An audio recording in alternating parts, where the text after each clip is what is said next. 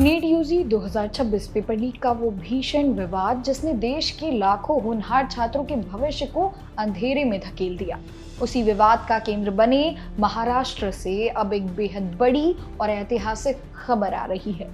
Coaching industry के उस काले सच पर जिसने पढ़ाई को सिर्फ और सिर्फ नोट छापने की मशीन बना दिया था, अब राज्य सरकार ने सीधा हंटर चला दिया है।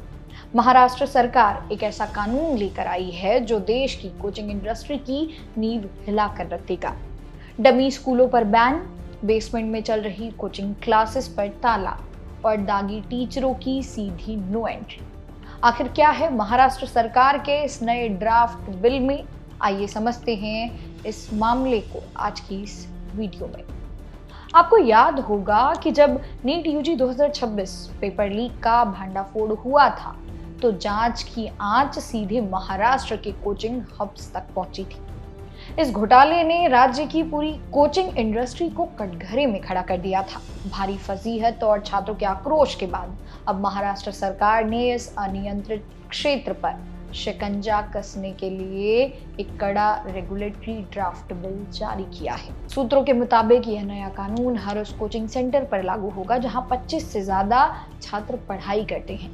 यानी अब छोटी मोटी गलियों में चलने वाली उन दुकानों पर भी सरकार की सीधी नजर होगी जो बच्चों के भविष्य के साथ खिलवाड़ करती हैं। इस नए कानून का सबसे बड़ा और घातक वार हुआ है डमी स्कूल यानी कि इंटीग्रेटेड कोचिंग्स पर।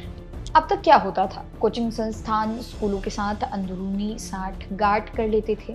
छात्र सिर्फ नाम के लिए स्कूल में एडमिशन लेता था, हाजिरी फर्जी लगती थी और बच्चा दिन रात कोचिंग सेंटर में घिसता था। लेकिन नए ड्राफ्ट बिल के मुताबिक स्कूल और कोचिंग के इस इंटीग्रेटेड गठबंधन पर पूरी तरह से बैन लगा दिया गया है।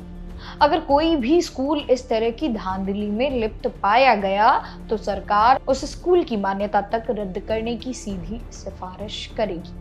यानी अब डमी स्कूल का खेल हमेशा हमेशा के लिए खत्म होने जा रहा है।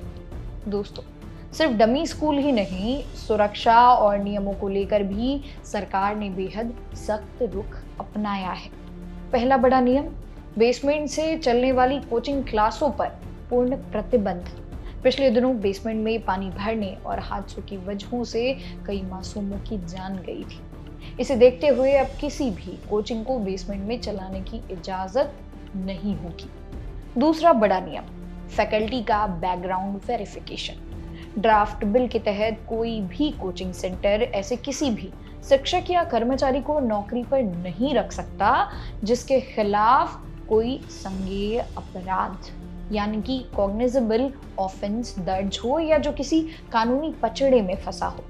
पेपर लीक और धांधली में शामिल रसूखदार अध्यापकों पर नकेल कसने के लिए ये कदम मुख्य रूप से उठाया गया है। महाराष्ट्र सरकार का ये फैसला सिर्फ एक राज्य तक सीमित नहीं रहने वाला। विशेषज्ञों का मानना है कि नीट लीक के बाद अगर महाराष्ट्र का यह कानून पास होकर जमीन पर उतरता है तो राजस्थान, उत्तर प्रदेश और बिहार जैसे राज्यों पर भी ऐसे ही सख्त कानून लाने का दबाव बढ़ेगा।